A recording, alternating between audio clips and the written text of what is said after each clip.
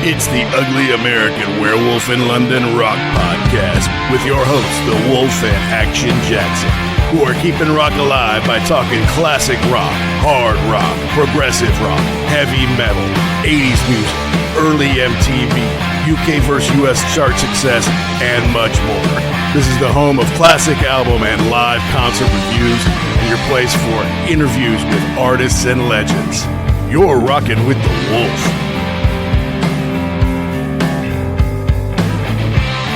Hey out there, rock and rollers.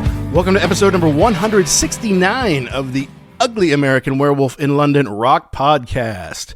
Brought to you by me, your host, Mac B. the Wolf, and I will be joined, as always, by my partner in crime from the east coast of the USA, Gary Action Jackson. And we thank you all for tuning in last week to our show on Pink Floyd's The Division Bell, which is 30 years old this year, if you can believe it. Maybe not the number one album for Pink Floyd fans out there, and of course the hardcore Roger fans don't count it as a Pink Floyd album at all. It may not be our favorite, but it came out while we were in college. We have great memories of not only hearing it on the radio and playing it in the dorms, but I did get to see them on that tour, the only time I saw Pink Floyd, and it brought back a lot of great memories for me. And it's better than you might remember. It certainly was for us. So give that a chance, listen to the Division Bell, and also check out show 168. Now, while we're talking about Pink Floyd, another album is having an anniversary in the Pink Floyd universe, and that's David Gilmour's About Face, solo album he released after the last Pink Floyd album with Roger Waters, The Final Cut, which was in 1983. Roger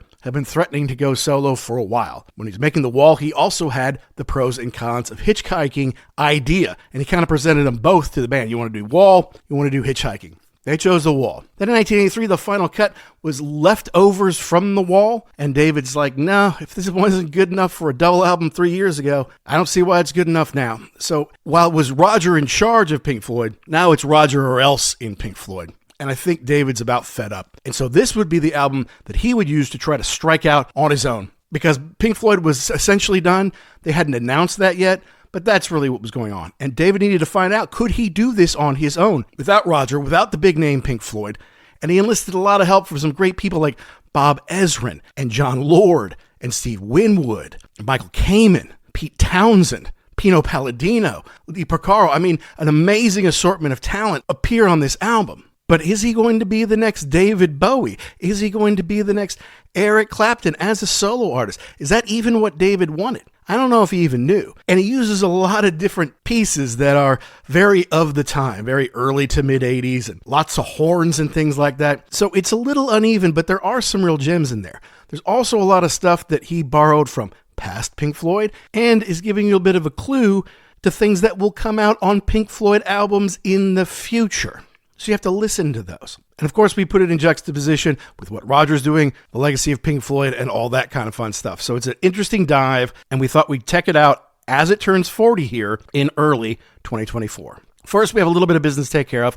As always, we like to mention we are proud members of the Pantheon Podcast Network, a family of about 100 different shows, all music related. There really is something in there for everyone. You can check them out at pantheonpodcast.com or follow at PantheonPods on social media. And my gosh, you've got to go to rarevinyl.com. I know if you're listening to this, you like Pink Floyd, you like David Gilmour, you probably like collecting LPs, picture discs, singles, CDs, posters, DVDs. They have over 250,000 items in stock at rarevinyl.com, including a ton of Pink Floyd and David Gilmour stuff. So go to rarevinyl.com, find something you love, whether it's a rare picture disc, or it's something from Japan, or it's a first edition print of one of your favorite albums. Go there, use the code UGLY, U-G-L-Y, when you check out, and you can save 10%, not just on one item, but on everything in your order. And some of that Pink Floyd stuff can get pretty pricey, so use your 10%. You could save tens, you could save hundreds, depending on how old,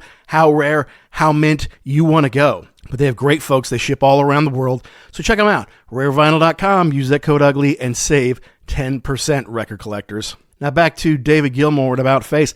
I always loved David's voice. I think he's an extraordinary guitar player. And people always say those two Pink Floyd albums, Momentary Lapse of Reason and Division Bell, those are just David Gilmour solo albums that happen to have Nick Mason and Rick Wright around. So I thought, yeah, let's explore that. He did a solo album between Roger Pink Floyd and Roger-less Pink Floyd. Let's see what that's about. let's check that out. It's got some great folks on it, and I have not a lot of recollection of it from the 80s. So let's just jump in. We're reviewing David Gilmour's About Face as it turns 40 here in The Wolf.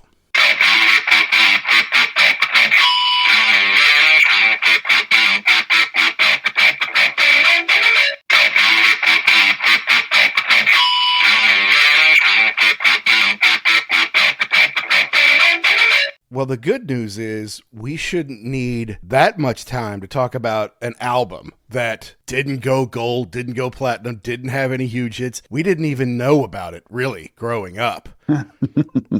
It's just one of those things, like you get into Pink Floyd, and then like post Dark Side of the Moon, there's not that much to get into. So you say, all right, well, how can I go deeper? And it's like, well, David Gilmour made a couple of solo albums between the late 70s and the mid 80s. All right, well, I'll get those and see what those are all about. And you're like, well, this isn't exactly Pink Floyd, but it's Pink Floyd adjacent. It's closer to Pink Floyd than like Roger Waters' Pros and Cons of Hitchhiking or Radio Chaos or whatever. So I was looking at this and thinking about, it's kind of like the Robert Plant solo albums. Like, he doesn't really have anything to prove. He's already sold a zillion copies. At this point in time, Pink Floyd's pretty much over, right? Well, that's right. I mean, so this is more like a pet project to him than trying to prove anything or sell a whole bunch of records. Like, it's something to do, get some friends together and put some songs down. Well, you say that, but then, I mean, you're right. Pink Floyd at this point is done. The final cut was 83. They made some film for it that was quite odd. Had Roger talk singing in the dark, basically. I remember it was coming on MTV one night, and I was like sick, and I wasn't going to go to school like the next day. It comes on a Sunday night. I'm like, oh, Mom, I was really interested in what this Pink Floyd thing is, so I'm just going to watch this before I go to bed. And I watched like the first 15 minutes. I'm like, this is horrible. Now I was like 9 or 10, but I'm still like, this sucks. This is not Men at Work or Michael Jackson. What the hell, man? So I'm like, well, I don't like this. But the fact of the matter is, if Pink Floyd's over, and I mean like done, then he does have to forge out on his own. He has to become a solo act like an Eric Clapton or like a Jeff Beck, his buddy, a guitar player, but he can sing better than those guys. So he's like, and the Who were broken up. And I was thinking about that when I was doing all these notes. All those great acts of the 60s and 70s have now broken up. Like the Who did their final tour in 82. Right. Zeppelin broke up in 80 on the death of John Bonham. Deep Purple has been away. Black Sabbath broke up with Ozzy. They did a couple of Ronnie James Dio albums, but now they're on to trying Ian Gillan and other people, so they're fizzling out. Aerosmith had replacement players, and Joe Perry was in a halfway house, Like, all those super-duper ooper stars of the 70s were gone, and now Pink Floyd is gone. So David's got to strike out on his own. And he's got the voice and he's got the guitar. So he got some superstar power to help him make this record, much more so than his first solo record. So the first solo record, was that just that was just something to do, kind of test the water, see if you can make something on your own, which yeah. And I don't know how I feel about that either, because I know what you're going to tell me, I'm just kind of a pet project, but you made that for a reason. Well, right. Yeah. And I liked it. And it used to be I liked that first album a lot better than I like this one. I don't know if that's true anymore. All right. The fact of the matter is, he had 9 songs on that first album. 3 of them are instrumental, so that's a third of them. There's a song called There's No Way Out of Here that I really liked, but that was apparently a cover by the band Unicorn, who I don't know anything about. And it actually did better than the About Face album as far as the charts go. And he just kind of did it with some friends. Willie Wilson on the drums, who's played with Eric Clapton, I think. Maybe not. He's got Willie Wilson, Rick Wills on the bass, and then a few other people to come in and, do some backing vocals and stuff like that. Of course, Hypnosis does the cover. But I don't think it goes anywhere, and I think it's between Animals, which is mostly a Roger project, and The Wall, which is 98% a Roger project. So he's like, all right, well, I've got this stuff to get out. Apparently, it's not going to work on Pink Floyd, so I'm going to do this. He said at the time of his first record, this album was important to me in terms of self-respect. Okay, yeah, there's always something. There's always a reason why you would do this. You're not just bored. So yeah, it sounds like he feels like he's getting himself pushed out and being made to be a employee of the company. Well, it's also, once you're in a machine that big, they have to suppress some stuff because everything has to be Pink Floyd worthy, Sponge worthy, CD worthy, you know what I mean? Not to mention they only make records every couple of years. And if you're really an artist and creative, you've got more, right? You've got more to do. So yeah, I mean, they also say that Short and Sweet from that album, which he wrote, I think, with Roy Harper, was a precursor to Run Like Hell. And it sounds a little bit like it, but then there's some stuff on this album, About Face, that sounds like, I'm like, okay, well, he pulled that right off of the wall, right? Like, that's definitely Run Like Hell, or that's definitely, I mean, I know that Roger wrote all that, but he didn't play all the guitars on the album. That's David. He didn't sing all the songs. David sang the ones where you needed to sound like a human being and not, not an asshole. The world is ending and you're all going to die inside this terrible little blue ball. Your priest will rape you until you get to be an adult, and then your boss will take your heart. I'm like, geez, Roger, what'd you have for breakfast this morning? Was it bad? Because it sounds like it was. We got any upbeat tunes on this one? No? Oh, all right. Okay. But so here it is. And ostensibly, other than Comfortably Numb from like 1979 to 1984 until he releases this, he hasn't put together any stuff, right? Because Roger did all of The Wall, and then Final Cut was stuff like left over from The Wall, which David was very much against. He's like, these weren't good enough for a double album 3 years ago. Why are they suddenly good enough now? And he's like, nope, I've been in charge, and when I'm in charge, we do great. And let's face it, The Wall was like unbelievable, Yeah, I mean, it's kind of hard to argue with that. Yeah, it's it's like a double diamond, double album. It's crazy. Plus, there's a movie. Okay, but then it falls off the Final Cut, and plus, Roger had already kicked Rick out of the band, so it's just the three of them. And now Nick and David are kind of working for Roger. He's like, okay, I gotta go. I'm leaving. I gotta do something on my own. And then we have this About Face, and a lot of people were backing David, I feel like, because this is, look at the talent he has around him on this record, Jackson. Yeah. Well, I mean, that's the no-brainer. I mean, that's the Sting model. That's the, Eric Clapton. That you need top-notch musicians on here just to make this easier. And you can kind of tell too that the way that they play together is very tight. It's very polished. Yeah. You can, we'll get into the different parts in there, but I mean, like, yeah, you've got Jeff Pocaro on drums. I mean, that's huge. But that's a no-brainer. Like, it seems like anytime anybody needed to start with the bass, you just picked, the bass of the song, you pick up Jeff and go from there. It's true. And well, and then who else came in to guest on this thing? Well, none other than Steve Winwood. And you can hear it. And I'll point it out on the songs that I know that he's on. On the bass, Pino Palladino. If you don't know Pino, then just go look him up. He's played with everybody, and I saw him with The Who, and he plays some killer fretless bass, which we'll talk about, but also helping out on the synthesizers. Oh yeah, that's Jon Lord, formerly of Deep Purple. Okay, yeah, that's nice. Ray Cooper on percussion. I saw him on that Clapton tour I was talking about when we had Lee Dixon on, the Journeyman tour. He's a good friend with George Harrison. Roy Harper, who famously sang Have a Cigar on Wish You Were Here. He did the backing vocals on some of this. Mickey Feet, who was a good bass player. Michael Kamen came and helped. And Michael Kamen, I think, was straddling the fence because he helped Roger with the pros and cons of Hitchhiking, and he also helped David with this one. But Bob Ezrin was brought in to produce this album. Now, Michael Kamen helped Roger with his, but Bob Ezrin, who did The Wall, decided to go the David Gilmour route instead of the Roger route. Probably easier to work with. And more talent, for crying out loud. As far as the voice and the guitar goes, it's not even close. So they're breaking up, and Roger's being a jerk. Shaka Zulu there, right?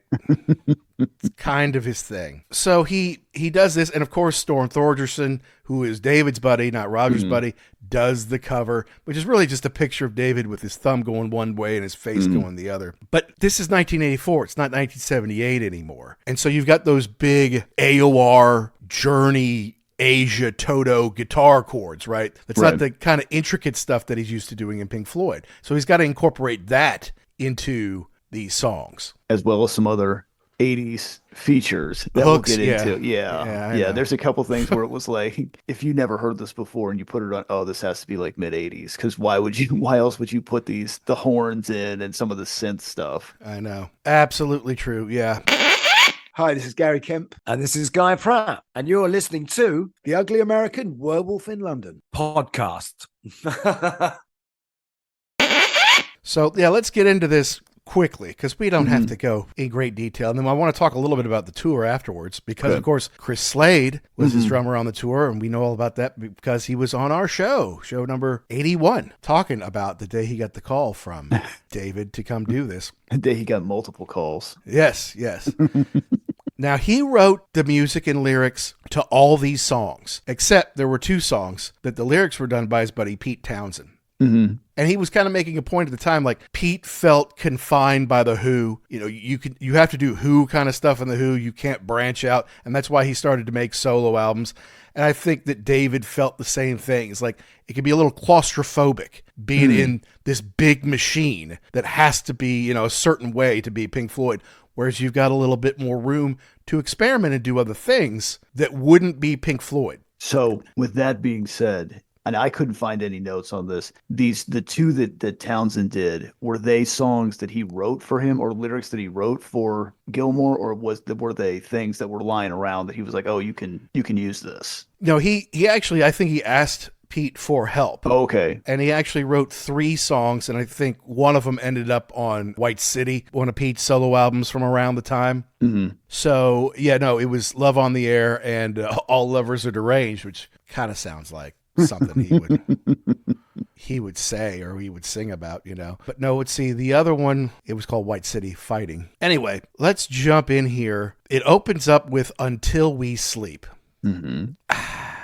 It's got this computerized chug thing. I mean, this could have been on a ZZ Top album for all I know. You know, I mean, it sounds a little industrial, but it's like weak industrial. You know what I mean? That's exactly what I had. It's you know, the great grandfather of Nine Inch Nails or something. Mm-hmm. Yeah, it's like somebody found this on the Casio, that beat, and they're like, yeah, just use that. And then they over-affected his vocals. Yeah. At first. It's like he's trying to be Floydy, but not kind of thing. I don't know. It's weird. And then it's Floydy in some parts, but then instead of like really sinister at like the end of the line, it's a little bit more upbeat. And so I give him credit because it sounds Floydy, but then if Roger's doing it, then it comes down, and then you're going to die alone. And his is like, and then you see a bird on the wing. You know, it's nice. It's more up. It's happier than something Roger would do, but it's still not phenomenal. You know? Yeah, and to me, there is no, the voice is all the same, so there is no like chorus to it. And then he comes back down, so the voice kind of drones on in this one to me, and the fact that beat is throughout the whole thing. Mm-hmm. After a while, you're kind of like, okay, are we done with this yet?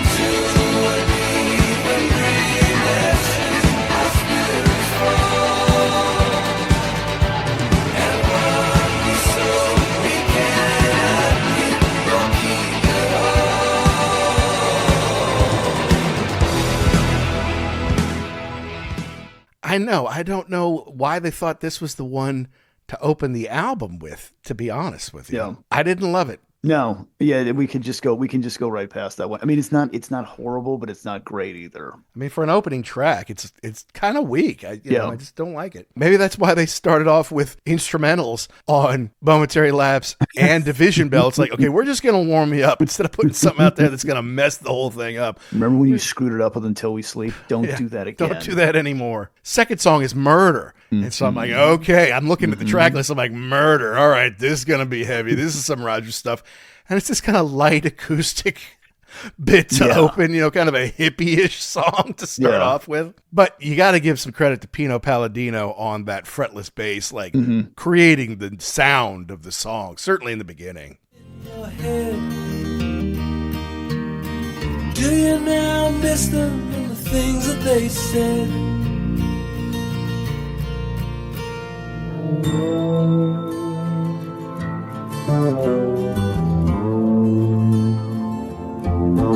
Yeah,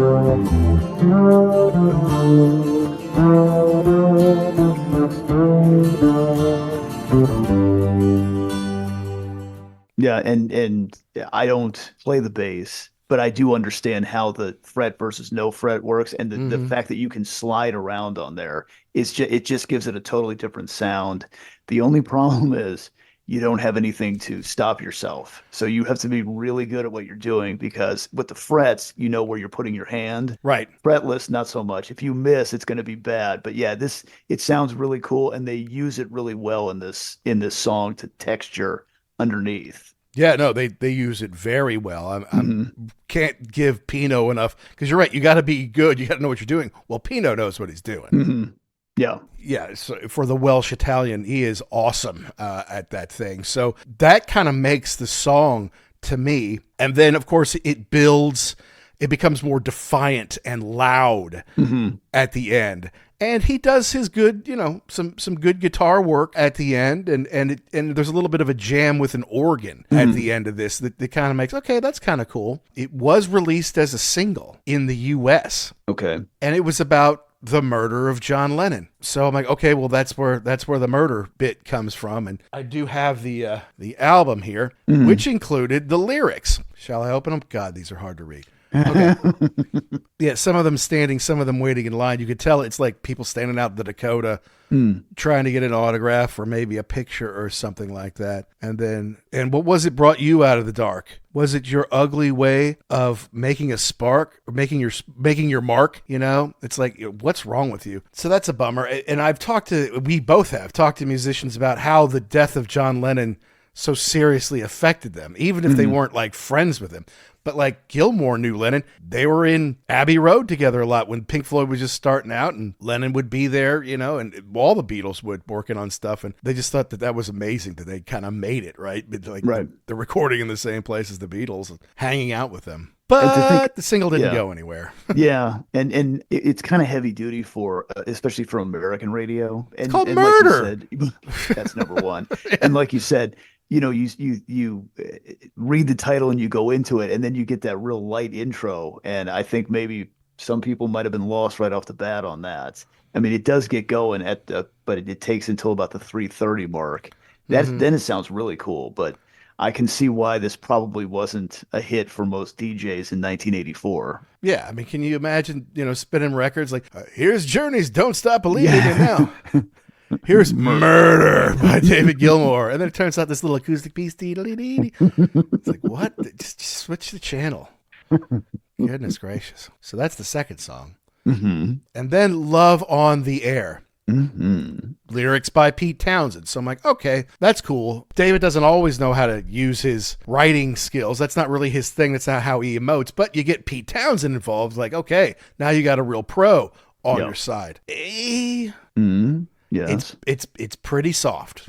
It's a little on the soft side. The 80s synth intro is a little, we didn't need that. And then to me the lyrics are like, okay, we're going to the therapist here. Somebody needs a hug. I know. And that's very Pete Townshend, by the way. But this sounds more like a Jackson Browne track than a David Gilmour Pink Floyd track. Lyrics, no one will hurt me again. No one will cause me to cry. I'm like, oh, Jesus. Is this Pete's bad childhood coming back when he was molested? I don't want to hear about this. No one will hurt me again. No one will cause me to lie. No one control me by pain. No one will cause me to cry.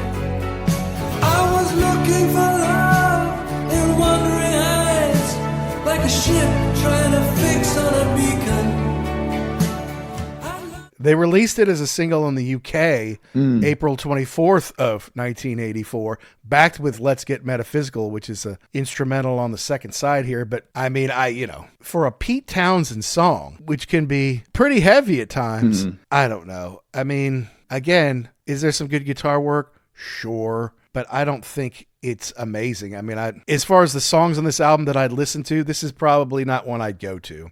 Yeah, and it kind of goes all over the map too. Like you have the 80s intro synth intro. There we go. Third time's the charm. And then you get that part where it goes, reception is hazy. It sounds like ELO or something there when that, and it's just an odd kind of mishmash of things together. He does do a little picking though in the middle that sounds a little Mark Knopfler-y, which I like. But yeah, cool. This just, once you figure out that Pete Townshend wrote the lyrics, it's a little more clear as to why he's talking about what he is. But it's just, it's very, you're kind of laying a lot on me right now, man. Like when I called you today, I didn't think you were going to tell me about people hurting you and lying to you and everything else. So I know. It's a lot. It's, and it's kind of two things that maybe don't necessarily go together. Does the music necessarily fit what Pete's whining about on this one? And I'm not sure that it does. But everyone's like, oh, it's David Gilmour, and he's got Pete writing. It has to be a hit, right? Yeah.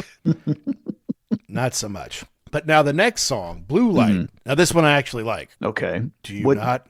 Well, I was going to say you had mentioned before about some of the Pink Floyd stuff coming through here. There it is. Yeah, to me, this was Run Like Hell at the beginning. Yep. Yeah, but then the horns come in. I'm like, whoa, where's that? What are we doing here? That's right. It's exactly right. Yes, he's got the he's got, it's totally Run Like Hell. I'm like, okay, this is cool. And then you're just right, those big 80s horns come out. And then he hits those big guitar chords, which is not very Floydian or David Gilmour at all. But I still like it. It's got a good beat to it. It definitely is a real nice change of pace from the last one. Like you need to switch it up here because we're going to be dragging on, especially with the next track. So putting this in there, it kind of gets things going again. And I've got notes here that the keyboard is hot. There's a little bit of guitar on the way out, and it's a nice change of pace. But those horns were just killing me in there. I don't know why you needed that. Well, that's just something they did at the time, I guess. Yeah, I guess. You need horns in here, man. Everyone's gonna love it. Everyone's gonna love the horns. It's not a blues song, But I mean, like, there's a reason you like the Hammond organ. It's Steve Winwood. When I heard Steve Winwood play it on this, I was listening for him. He played piano in Love in the Air. I didn't really notice because I just didn't love the track.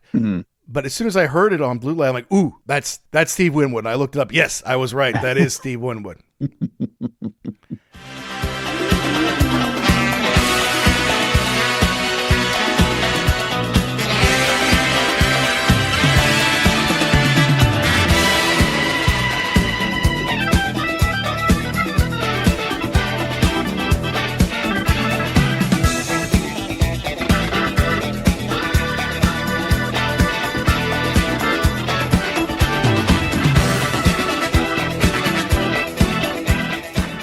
So I'm like, all right, well, this one is pretty good. And it was released February 13th in the UK, backed with Cruise, which is coming up, which we'll talk about here soon enough. I don't think it really went anywhere, but you can get it. I mean, you go to rarevinyl.com or you go to Discogs, you can find different copies of Blue Light available on 45, easy to find there. So I'm like, all right, I know that the horns are weird.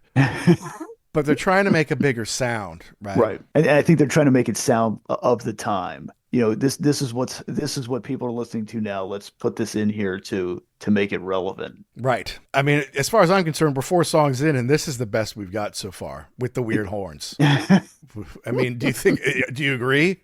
That what I would say that overall, backing up, I do like Murder once it picks up at the 3:30 mark. You can't take the whole thing. So as far as the whole song, yes, I would agree with you so far. This is the best one. Yes, because I'm right. Song number 7 coming up. Yes, we'll get into that later too. All right, you're right. So now we go to song number 5, Out of the Blue. What are your notes on this one? Well, now you mean we were about in 4th gear now, and now we pull it back down. Now we downshift to 2nd gear again. Whoa, with that piano intro, we're slogging along here. I agree. Yeah, but it's kind of sad. We were talking about like it, or melancholy, I guess is a better word. The strings do pick it up a little bit, and the organ, I don't know who was playing the organ at 150, but that sounds pretty good. But it's just, yeah, this is a momentum changer here. I thought we were going to go forward, and now we're taking a step back. Yeah, and what is this? Out of the blue, with wings on his heels, a messenger comes, bearing regrets for the time that he steals. Okay. Yeah, I understand why he needed someone to help him with the lyrics once he got back into writing Pink Floyd songs again. Yeah, you're right. I mean, the piano, and it's very spare and a lot of air in it to start. And then there is kind of a more majestic thing with the big guitar later. Yeah.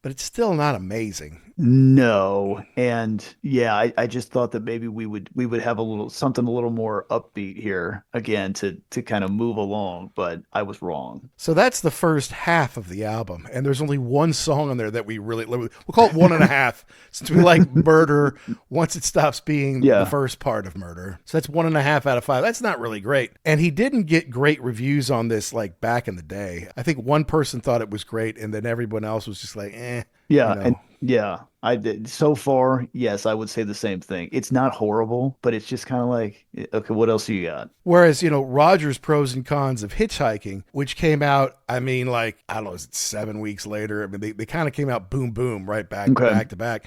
Some people loved it, and some people hated it. There was no like middle ground on Pros and Cons. You either got 4 stars or 1 star. Like, people just did not like it. But we'll flip to the second side, even though I only ever had it on CD. And it starts off with All Lovers Are Deranged, another Townshend lyric, right? And this one's shorter and kind of more to the point. And it's actually pretty good. It's definitely, it's more upbeat. It's more rocking. I was trying to look. It kind of sounds like You're Jamming Me at the beginning, but that didn't come out till 87. So who ripped off who? But it's definitely, we're back to upbeat again. And I like this. I like the momentum change here. Yeah, put on a new side. Now, hey, we're going forward, straight ahead now. It's kind of got that big classic rock sound to it. She's a fool to fool a fool. When both are sitting on, you make the rule, below the rule. But neither one should call. A love that was is love that is. Demands to always be unchained.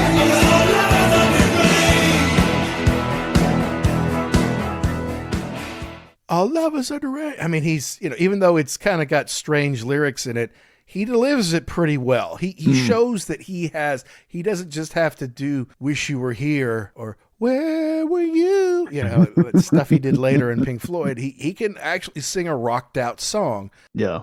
And I have a note, it sounds like latter day Pink Floyd, like the stuff we just covered on the Division Bell. Okay. It sounds like some of that, or even Momentary Lapse. It sounds a little bit like that. Okay. Yeah, I would take that. There are some interesting lyrics in here. It takes a fight to start a fight. I wonder what Townshend's talking about. He's kind of in the same boat here too, I think, where he had a successful band that's now at this point in time gone. I'm sure he had internal strife with his bandmates as well. So I think maybe the two of them could commiserate a little bit at this point in time. You don't really fall in love unless you're 17. Yeah, I don't know what that's all about. The break of day will make your spirits fly, but you can't know what it means unless you're 17. So I guess when you're young, love is pure. When you grow up, it's a job like everything else. I don't know. Now, did you go and listen to the Pete Townshend version of this? That came out later? No, I didn't. Did you? Not. Yes, it's very strange. I think it came out later, but I think he recorded it about the same time because it has a weird 80s bass and synth in it. and it doesn't sound the same at all. It's very strange. It's more light. Like for him, it's more light and upbeat, and it doesn't work like this version of it. Interesting. Okay. Yeah, it's very strange. Well, he asked Pete for some songs. He gave him 3. David took 2, and the other one came up as White City Fighting on his White City album. He also asked Roy Harper, his buddy, for some tunes or for some lyrics and stuff like that, but he couldn't relate to it. So Harper used the tune and his lyrics on his album, Whatever Happened to UAWIL, which, yes, I have, Okay. because it features one James Patrick Page on guitar. So not to spoil anything, but do you find out whatever happened to Ugula? No, On the I record? never do. Oh, It's a very strange album. It's very haunting, but it's got Jimmy Page on it, so I had to have it. uh-huh. And the cover looks like almost like a zigzag wrapper, like something you find your rolling papers in. I'm like, that's interesting. But that was Roy's 13th solo album, Whatever Happened to Ugula. And Jimmy was looking for something to do. And like I said, all these guys who were superstars in the 70s, suddenly it's the 80s, and it's like, well, now what do I do? I mean. Yeah, and that's crazy to think about too, because as we've discussed on a couple of different shows, everything would turn around. Everybody would come back. Everything would be huge again. But if you're sitting there in 1984, it's over. It's done. It's never coming back. I guess That's right. This is just how it's going to go from now until I retire. So you got these people kind of flailing like, well, what do I do? Yeah, what do I do now? Pete Townshend's first couple albums were good. All Best Cowboys Have Chinese Eyes, and he had some big hits with Let My Love Open the Door. No, what was that? Rough Boys and Empty Glass, I think was the name of the Empty record. Glass was the other. So Yeah. he had those 2, Empty Glass and All the Best Cowboys Have Chinese Eyes. And then once you get to White City, it's not quite the same anymore. And he's like, it's not working out. Robert Plant was doing fine as a solo artist, but he wasn't huge, And then Roger's over there making pros and cons of Hitchhiking. It's not like he didn't have friends helping him. He also had Michael Kamen. He also had one Eric Clapton, on it. He had David Sanborn playing sax. He had Raphael Ravenscroft, best known for the big Jerry Rafferty song, Baker Street. So, he's got people helping him as well. And I don't know if it was back and forth between them at the time. I think that once Roger took over Pink Floyd, David, and also nudged Rick Wright out. I think David was kind of at loggerheads with him, but he's like, okay, well, if Roger's really got this vision of the wall, let's let him do it. The album is an enormous success. The tour, not so much, because it's just too expensive to put on. And they didn't do it in that many cities. And then, okay, we get over that hangover, and then we come back and we're still doing Wall rejects. So we get to the next tune, You Know I'm Right, which just sounds like something they would say to each other. Well, they'd say about each other. They probably wouldn't say it to each other's face. It's a very English thing to do, to try to be coy with each other, but then once they're apart, they'll rip each other. Yeah. And this is starting a very big tradition of writing about Roger Waters. Correct. Certainly for the next 10 years. Yeah. I think this one, I like the acoustic intro on this one. It sounds a little more ominous. And to me, this one sounds the most Pink Floyd-y. Problem here. Now there's a fear on me. Whatever I have going through my mind, you always have to disagree. It's just a matter of opinions. It's not a simple fact. Why don't you try to see the other side? Don't you? Okay, I can give you that. Yeah. Yeah. Just the whole vibe of it. But the big horns and the strings were kind of 80s, though, if you ask me. Yeah, but then you have to ask yourself, had they kept going from The Wall or from the final cut, what would the next Pink Floyd record have been? I have no idea, but they're starting to incorporate the sounds of the day in here. Yeah, I don't know. It doesn't hold up well, and I don't remember ever listening to this record prior to this. Sure. So I have no frame of reference. Like, well, I remember that fondly, so I can look at it more objectively and think, yeah, some of this stuff just doesn't work now. Yeah, and he's got that kind of even the guitar is kind of 80s in it, It's not really classic Gilmour. And the solo out is very nondescript, if you ask me. There's nothing that like, oh, remember that solo at the end of You Know I'm Right? No, I don't. Yeah. I mean, it kind of blends all in. And David's doing his high vocals on there. It's definitely like, these are matters of opinion, not simple fact. And it's like, can't we just have a conversation about it? Why are you so entrenched in and Roger is still entrenched and doesn't seem to want to listen to anybody else. So David was on point there. Yeah. Now we really seem to have a problem, and it won't just disappear. And all the friends we thought we could rely on just want to whisper in my ear. It's just a matter of opinion. You keep both in sight. Why should you bother with the other side when yours is right? Couldn't be any more about Roger Waters. Yeah, I did. That's what I got out of this. And I don't know. I mean, I wonder if you could have talked to him in this time period. Like, what would you think? Were you excited that maybe you were done with this and you could move on, or were you upset that he had tanked this, or if only you could get over this one hump, we could keep going? I don't know. I don't either, but whatever. He's. It does have to be an odd situation where you run into like you're just in an impasse. Like this person will never listen to what you have to say. They're set in their ways. They don't want to do anything else. So you just have to say, oh, we're done. I know. And the competition continued. Like this went to 32 About Face on Billboard, but Rogers went to 31, and Rogers did a little bit better in the UK than David's did. So there is this kind of competition going on there. But I think David did better on tour, and we'll get to that here in a second. Okay. The 8th track, Cruise. Now, this isn't a bad song, but then when I learned it's about Ronald Reagan keeping cruise missiles in Great Britain at the time, and he starts with, "You're making a mistake." I'm like, okay, well, now this is a political thing. And I just don't love those political things. But he gets into some reggae stuff at the end here. Yeah, that's a little bit of a change up there. At about 3:30, we just go into an island breakdown with the reggae organ and guitar. Power and glory and justice for all who will return to where your heartbreak falls.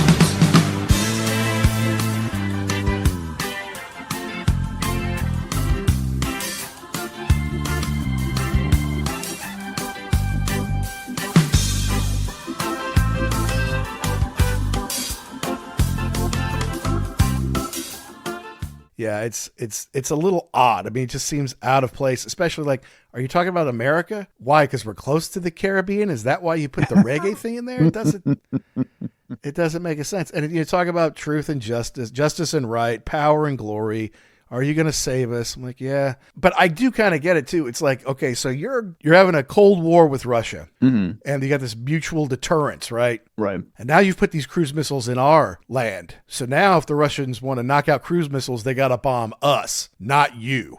I'm like, yeah, so thanks. Yes. Thanks for that. But the fact of the matter is we're saving your ass too. So you got to have a little skin in the game. And that's what we're doing here as America. And you might not like it, but then if you don't, hey, build your own cruise missiles and point them at Russia. Oh, wait, that's right. You can't. Yeah, you need us to do that for you. Like a little child needs mommy and daddy to tie her shoes.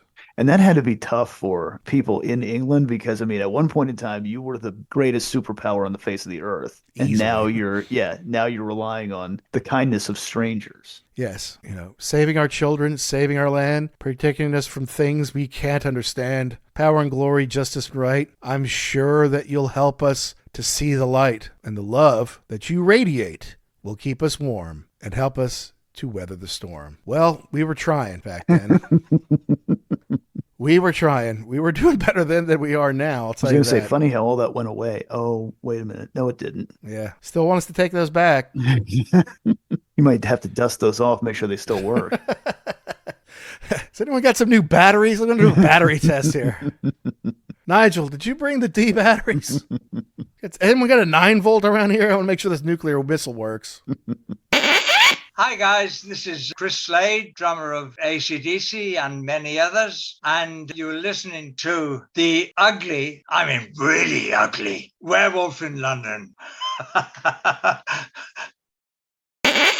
Then there's Let's Get Metaphysical, which is a B-side to something. It's instrumental with horns to start. I'm like, what is it with the damn horns on this? Well, we paid these guys to come by, so we might as well get our money's worth. Yeah, and then there's the big guitar note. And I'm like, okay, we're going to get some good guitar. Yeah. Here we go. Here's some David Gilmour. Mm-hmm. And then there's some stuff with the synth, which is very 80s again.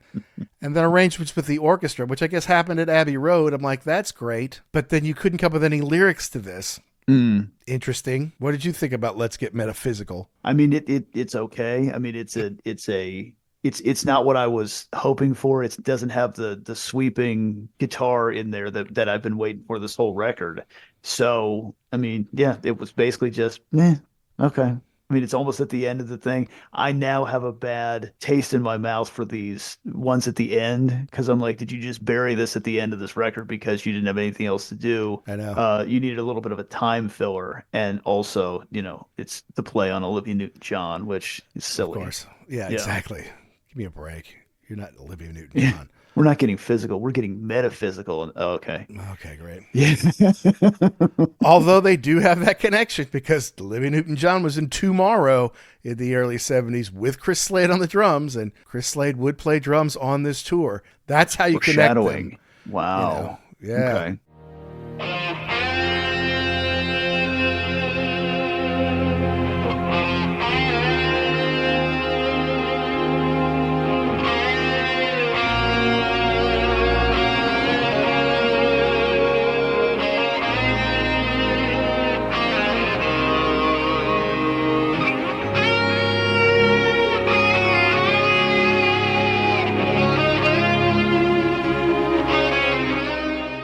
Now, the last song, near the end, which you're like, thank God we're near the end.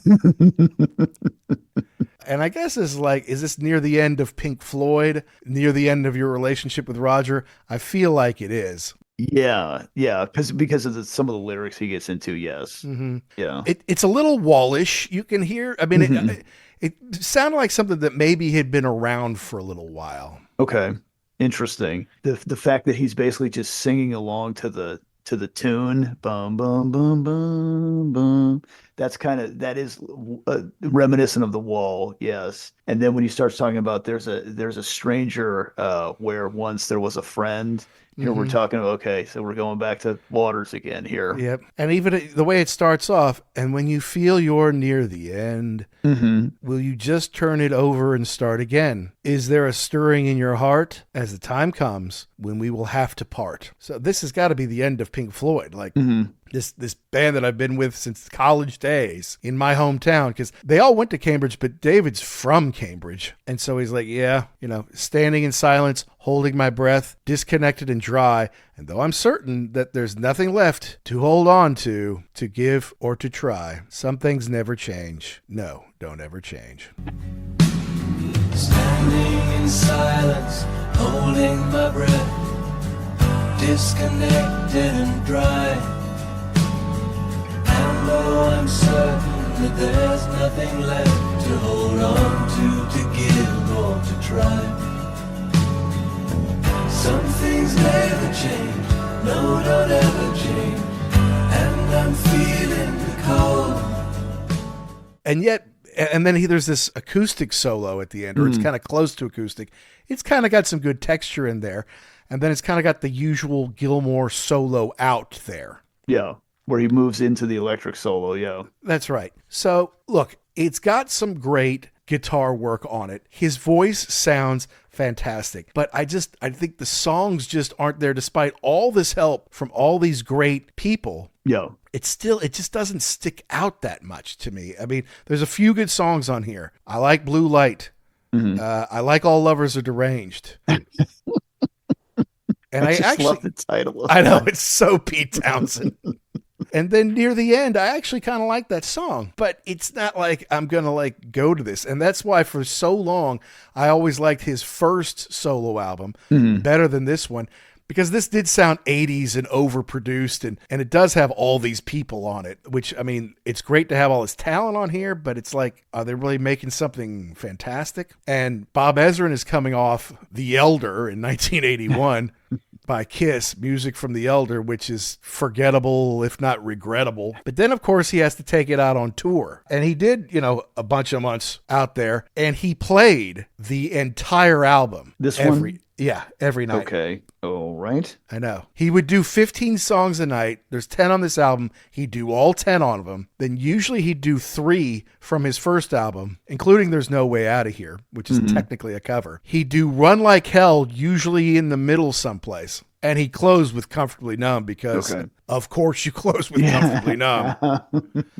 And then I think when he came to America, he started to switch out There's No Way Out of Here and stick Money in. Okay. So then, so now there's 3 Pink Floyd songs in there. And it's probably people like, look, people in America know you as the guy from Pink Floyd. You got to give them a little more Pink Floyd than just 2 songs off the wall. So he would stick Money in there. And he had a great touring band. We know that he had Chris Slade on there, but he also had Mick Ralphs on tour. Okay. With him. Probably most famous for being the lead guitarist of Bad Company. And then he did a little piano, I think, on Let's Get Physical is the note here. Mickey Feet was on the bass. And on the sax, Raphael Ravenscroft. All right. Our man from Jerry Rafferty. When you said that before, I'm like, wait a minute, he was on this record, wasn't he? And then like, no, he was on the tour. So yes, he's still. He was on Roger's record. He was on David's tour. Yeah.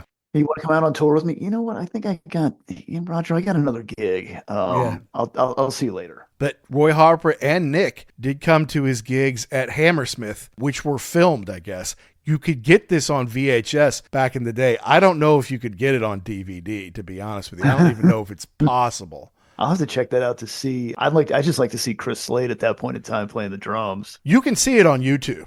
Okay, I'll look for it there. You can check it on YouTube. Now, here's the thing. So Roger also went out on tour, and he got Gerald Scarfe, the guy who did all the stuff for the wall and has done a lot of stuff with Pink Floyd.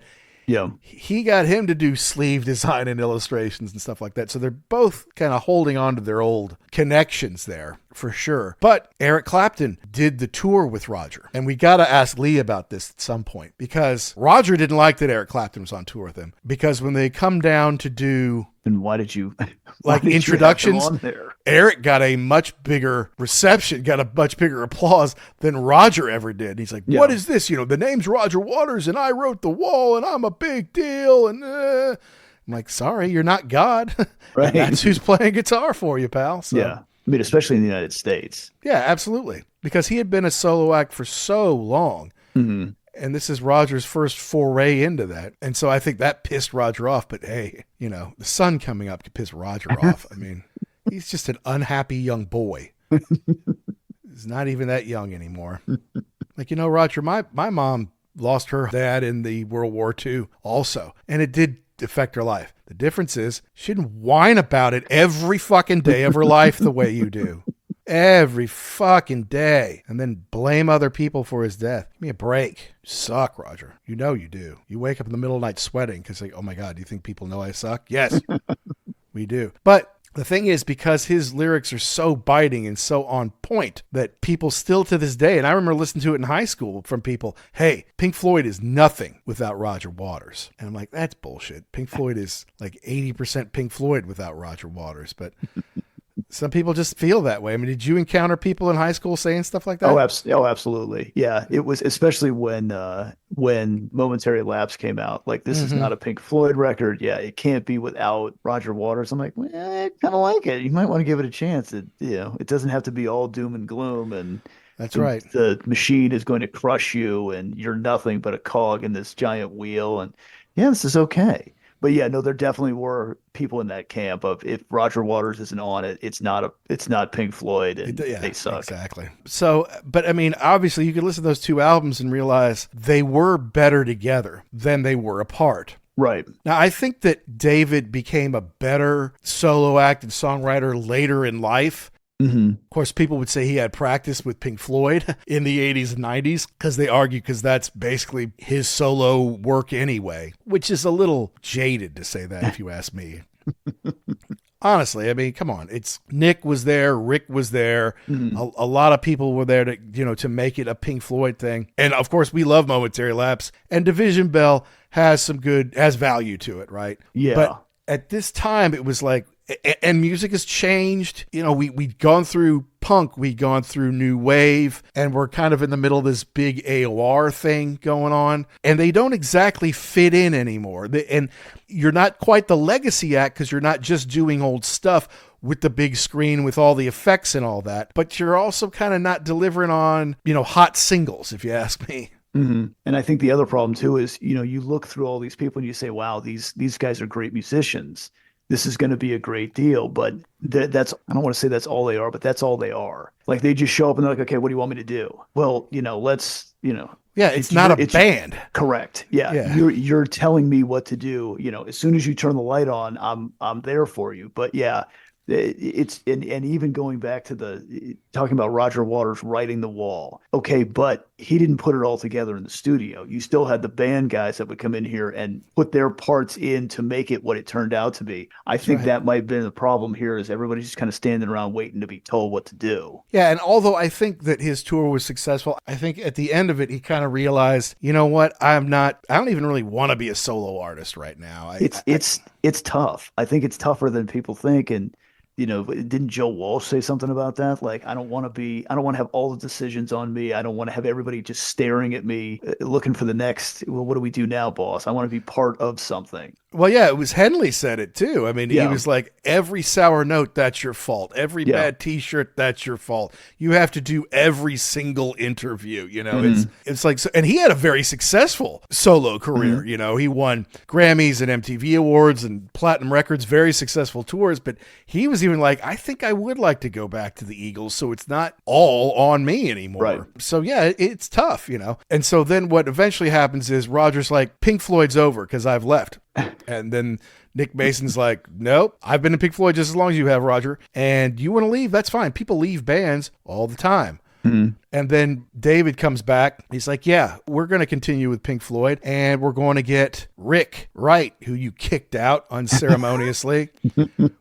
We're going to get him back in the band too. And he's like, no, you can't. You can't do that. I'm gone. And so he sued them. So now it's like, great. Now we got to get lawyers involved and stuff like that. He tried to sue them for using the band name. He tried to sue them to not play any songs that he had written or performed on or something like, which is impossible. It's ridiculous. You can't do that.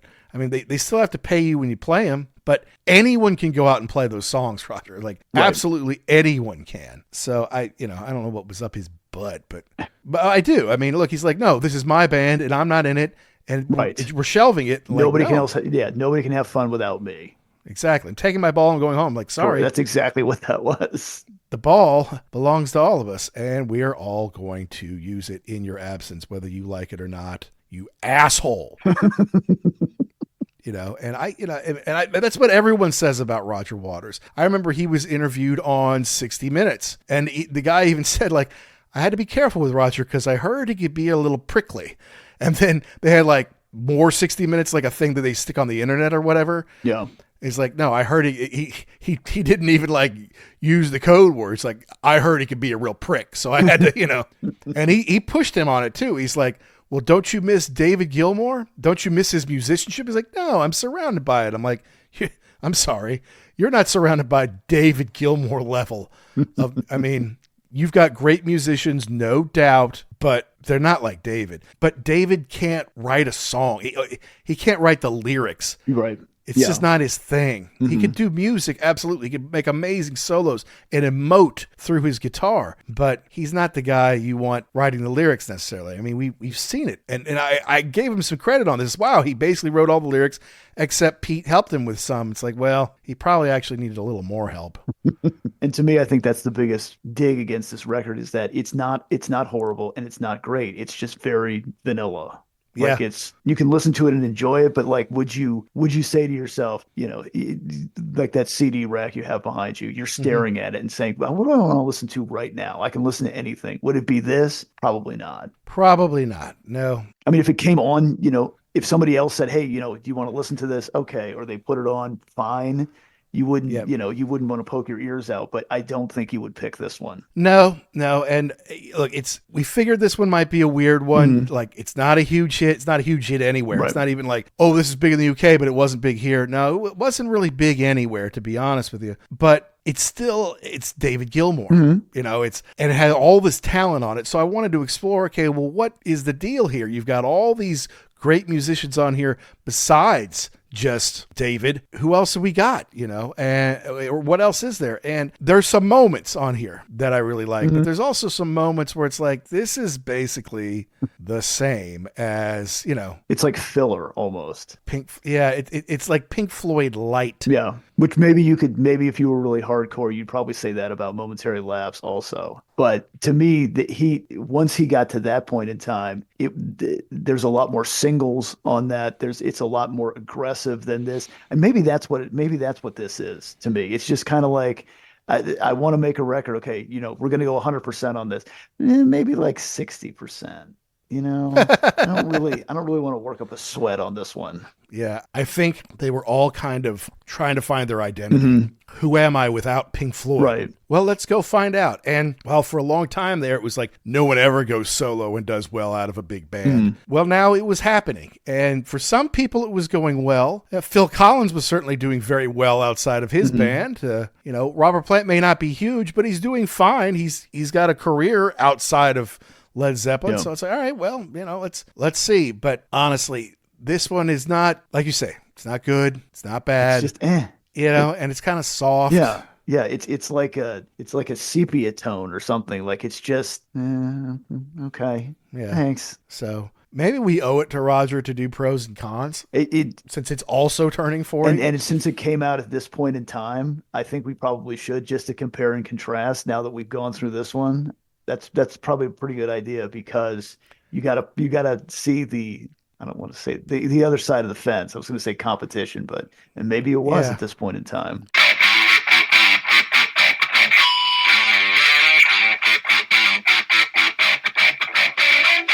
Now, I know this one was a bit of an odd one out there, guys, and I really appreciate you hanging in with us for this one. When we did the Division Bell last week, it's kind of a Pink Floyd classic that kind of grows on you, a bit of a dark horse. They kept saying it's like a David Gilmour solo album. So we figured, hey, David Gilmour's done solo albums.